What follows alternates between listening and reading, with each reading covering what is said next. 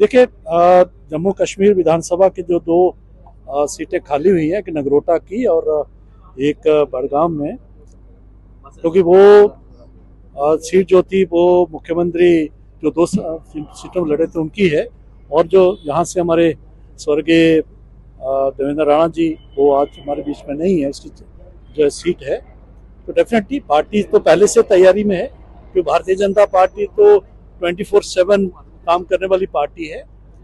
अभी प्रक्रिया शुरू हो जाएगी कौन कहाँ से लड़ेगा, तो इसके ऊपर जो है पार्टी पक्के तौर पर जो है लड़ेगी और ठीक तरीके से लड़ेगी।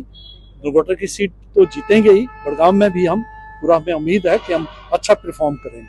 क्या लग रहा है इस बार कोई ऐसे मुद्दे लेकर, क्योंकि मुद्दे तो लेकर जाना जरूरी ही होता है, कौन सा ऐसा लगता है आपको मुद्दा है जिसको लेकर इस समय आप बड़गाम और नगरोटा में उतरेंगे? क्योंकि बड़गाम में और जिस तरह की सीट्स, ये बहुत खतरनाक सीट्स हैं, नो डाउट। नगरोटा की सीट में इस समय काफी ज्यादा शेर डुगर का नाम चल रहा है, किस तरह से आप देख रहे हैं उस चीज को? देखिए, ये बाई इलेक्शन है और दो सीट्स जो हैं उनके कारण कोई समीकरण जो है, जो गणित है, उसमें कोई बहुत बदलाव नहीं आने वाला।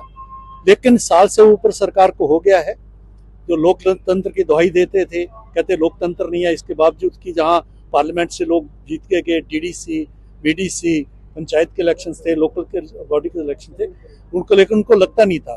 लेकिन जब उनकी बारी आई है तो अभी बगले झांक रहे हैं। उन्होंने बहुत से वायदे किए थे, मुफ्त बिजली देने की बात कही थी, बाकी कई चीजें उन्होंने डेवलपमेंट की बात कही थी। तो आज जो है वो जो है एलजी साहब के ऊपर डालते हैं, वो उनके कारण हम काम नहीं कर रहे। भाई, होम जो डिपार्टमेंट को छोड़ के सारे बातें इनके पास हैं, बजट इनके पास है, सब कुछ है, जो है सरकार को वो हेड कर रहे हैं, और उसमें ना जाते हुए, लोगों के काम ना करते हुए, जिस प्रकार से ये लोग जो हैं ऐसे मुद्दे जो अलगाववादी मुद्दे हैं, पहले सेशन में जिस प्रकार से इन्होंने 370 लाख किया और हंगामा किया, विरोधी पक्ष को विशेष तौर पर जो है भारतीय जनता पार्टी के एमएलए को उठा उठा के बाहर फेंका, और पीछे जो है इसी साल 14 जुलाई को जो चीफ मिनिस्टर साहब ने किया है कि ऐसा स्थान, जो स्थान जो है वहां पर जो अलगाववाद का जो है कहना चाहिए केंद्र था, जो 13 जुलाई 1931 को जो लोग वहाँ रॉयटर्स थे, जिन्होंने जो है हिंदू मुस्लिम राइट किया, और जिस प्रकार से जो है उसको शहीद का यहाँ दर्जा दे दिया गया था, छुट्टी होती थी, उसको केंद्र सरकार ने समाप्त करते हुए जिस प्रकार से उसको ऊपर जो है अलगाववाद के ऊपर एक अंकुश लगाया, वहां जाना और 144 तोड़ते हुए सीएम साहब का जाना, बाकी लोगों का जाना, अगर इस तरीके की बात करेंगे तो कुल मिला के ये लोगों की जो अटेंशन है, जो रियल मुद्दे हैं, जिस मुद्दों के आधार पर, जिस के वायदे के आधार पर जो है इन्होंने सरकार बनाई है, आज इनको कश्मीरी पूछते हैं जिन्होंने इनको वोट दिए हैं, वे कहाँ हैं जो आपके जो आपने वायदे किए, कहाँ हैं? वो उसको पूरा नहीं कर रहे, वो मात्र जो है बगले झांक रहे हैं, और जो है shifting the buck, they are shifting the buck, और केंद्र के ऊपर डालेंगे, जहाँ स्टेटहुड की बात करो डालें। भाई, आप रिफॉर्म तो करो, जब उपयुक्त समय आएगा तो स्टेटहुड भी मिलेगी। सुरेंद्र चौधरी इस तरह के बयान दे रहे हैं समय की, मैंने डेली वेजर बात बोली थी, किसी और को नहीं बल्कि एलजी को, इसलिए उन्होंने मेरी सिक्योरिटी जो है वो छीन ली है। क्या आपको लगता है कि इस तरह का बयानबाजी सुरेंद्र चौधरी द्वारा ठीक है और उनकी सिक्योरिटी छीन जाना सही है? देखिए, जो सिक्योरिटी होती है उसका असेसमेंट होता है, उसमें सिर्फ मात्र एलजी नहीं करते, डीजी नहीं करते, पूरा एक सिस्टम है जिसमें अलग प्रकार के आईजीज बैठते हैं, बाकी बैठते हैं, उसके ऊपर उसकी असेसमेंट की जाती है। तो उसके आधार पर किया होगा, ये एक्सपर्ट्स का मामला, इसमें मुझे ज्यादा मालूम नहीं है। लेकिन सुरेंद्र चौधरी जी, उनको कहना चाहिए आपको कहाँ क्या किस चीज का खतरा है, आप तो आए लोगों के। खतरा नहीं तो सारी सिक्योरिटी में से वापस ले लीजिए, अगर खतरा नहीं है तो। वो दी है तो वो जिन्होंने दी है वो सोचेंगे कि कितनी देनी है, बढ़ानी है या कम करनी है, वो सोच रहे हैं, तो ये उनका प्रेरोगेटिव है। बस सही मानते हैं सिक्योरिटी कम करने डिप्टी सीएम की जम्मू कश्मीर के? देखिए, अगर जरूरत है तो देनी चाहिए, नहीं जरूरत है विड्रॉ भी होती है। मैं डिप्टी सीएम था, मैं जेड सिक्योरिटी था, ठीक है, आज भी हूँ, लेकिन आज मेरी सिक्योरिटी कम हुई तो मैं क्या चलाक शुरू कर? कहना है कि मैंने सच बोला है इसलिए मेरी सिक्योरिटी को कम किया। ये बहानेबाजी है, ये बहानेबाजी है, सिर्फ वो लोगों को जो भड़काने के लिए। अरे भाई, असली काम करो ना, आप काम करो, लोगों के काम करो, जो आपने वायदे किए उनको पूरा करो। काम नहीं करने दिया जा रहा उन लोगों को, ये कहा जा रहा है। देखिए, मैंने पहले कहा है कि ये सिर्फ जो है बहानेबाजी कर रहे हैं, बगले झांक रहे हैं, सब कुछ इनके पास है।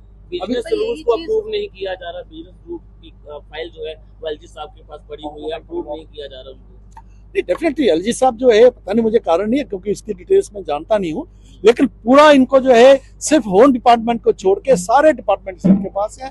सेक्रेटरीज इनके काम कहने पर काम करते हैं, एडमिनिस्ट्रेशन के पास है।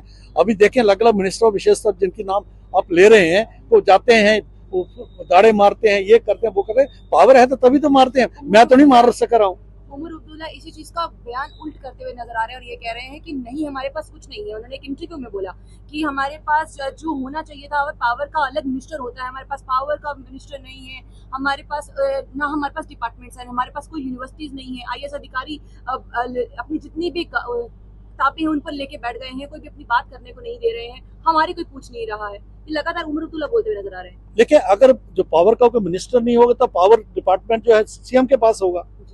बाकी डिपार्टमेंट्स, क्योंकि सिर्फ होम डिपार्टमेंट को छोड़ के बाकी सारे डिपार्टमेंट्स इनके पास हैं। अगर इस प्रकार की बात करते हैं हमारे पास नहीं है, तो वो जो है गलत बोल रहे हैं।